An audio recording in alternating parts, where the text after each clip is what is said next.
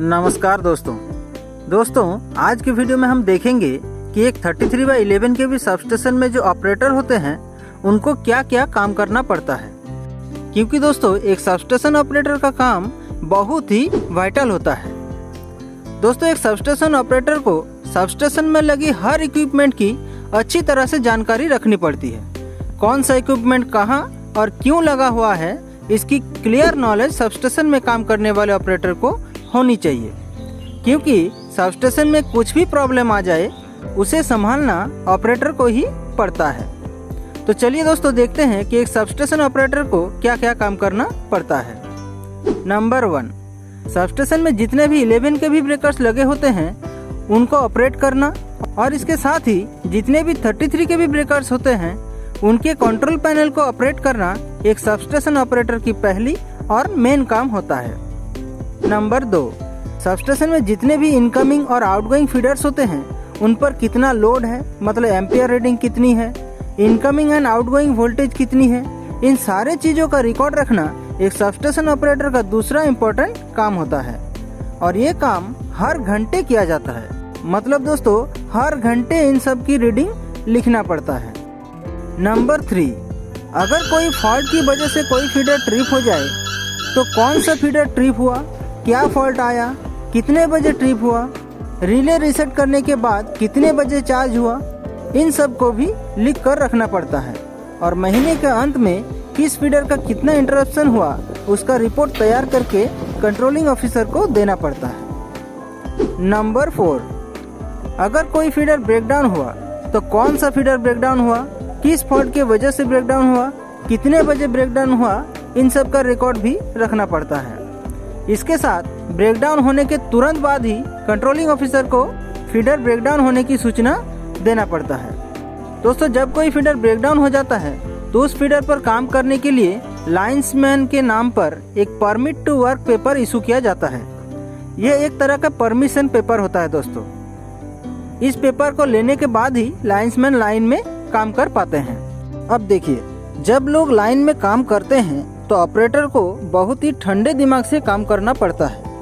जिस फीडर का शटडाउन या हैंड ट्रिप मांगा जाएगा उसी फीडर को बंद करना पड़ता है, या फिर जब चार्ज करने को कहा जाएगा तो उसी फीडर को चार्ज करना अनिवार्य होता है।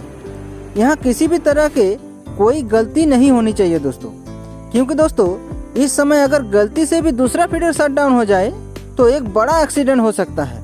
हालांकि इससे भी बचा जा सकता है, जो हमने इस वीडियो में दिखाया है, तो उस चीज़ को यहाँ डिस्कस नहीं कर रहे हैं। लेकिन सही फीडर का शटडाउन या चार्ज होना बहुत ज़रूरी है, नहीं तो इससे किसी की जान भी जा सकती है। चलिए नेक्स्ट देखते हैं। Number 5, attending telephone for better communication with consumers. दोस्तों जब लाइन ब्रेकडाउन या शटडाउन रहता है तो नेचुरली कंज्यूमर को बिजली नहीं मिल पाती है। इसकी वजह से कंज्यूमर को काफ़ी तकलीफ़ों का सामना करना पड़ता है, जिस वजह से कंज्यूमर सबस्टेशन में फ़ोन करके लाइन ना रहने की वजह पूछते हैं। तो इस समय कंज्यूमर को बिजली ना रहने की सही कारण बताना और उनके जिज्ञासों को पोलाइटली शांत करना एक ऑपरेटर की बहुत बड़ी जिम्मेवारी होता है। कभी कभी दोस्तों बहुत देर तक बिजली ना रहने की वजह से कंज्यूमर थोड़ा सा झुंझला कर बहुत कुछ बोल देते हैं। उस समय अपने दिमाग को शांत रखकर कंज्यूमर को अच्छी तरह से समझाना और उसके साथ साथ अपने काम को भी ठंडे दिमाग से करना, ये एक ऑपरेटर की बहुत बड़ी चुनौती होती है। यहाँ एक और बात जरूर बताना चाहूँगा दोस्तों कि कोई भी सबस्टेशन से जानबूझकर बिजली को नहीं काटी जाती। लोड शेडिंग को अगर हम छोड़ दें तो जब लाइन शटडाउन होता है तभी सिर्फ लाइन को जानबूझकर काटा जाता है, नहीं तो दोस्तों लाइन जानबूझकर नहीं काटा जाता। हाँ, हो सकता है कि अगर कोई फॉल्ट आ जाए तो उस समय लाइन ट्रिप हो सकता है, लेकिन उस समय कुछ देर बाद लाइन को चार्ज कर दिया जाता है और कंज्यूमर को बिजली मिल जाती है।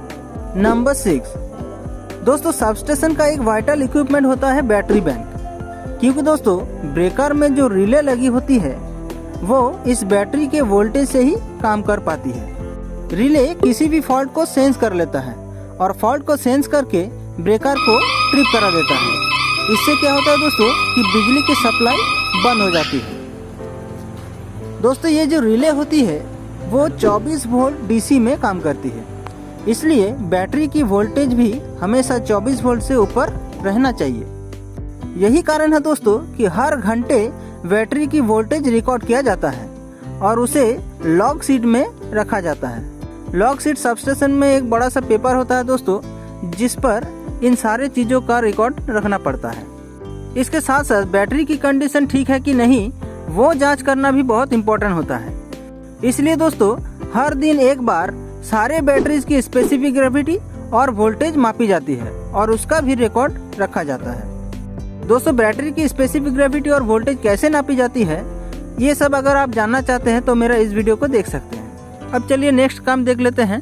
नंबर 7 दोस्तों, हर घंटे ट्रांसफार्मर की oil temperature and winding temperature का रीडिंग लेना भी सबस्टेशन ऑपरेटर का एक महत्वपूर्ण काम होता है।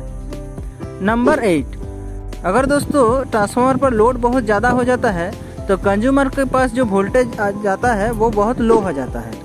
तो उस समय ट्रांसफार्मर का टैप चेंज करके सही वोल्टेज को कंज्यूमर तक पहुंचाना भी ऑपरेटर का एक इम्पॉर्टेंट काम होता है। तो दोस्तों इस वीडियो में हमने एक सबस्टेशन ऑपरेटर को क्या क्या काम करना पड़ता है वो दिखाने की कोशिश की है। आशा करते हैं कि ये वीडियो आपको बहुत पसंद आया होगा। अगर दोस्तों वीडियो पसंद आया हो तो इस वीडियो को लाइक करके फेयर नॉलेज चैनल को जरूर सब्सक्राइब करें। मिलेंगे दोस्तों नेक्स्ट वीडियो में इसी तरह के किसी इंटरेस्टिंग टॉपिक के साथ। तब तक के लिए गुड बाय।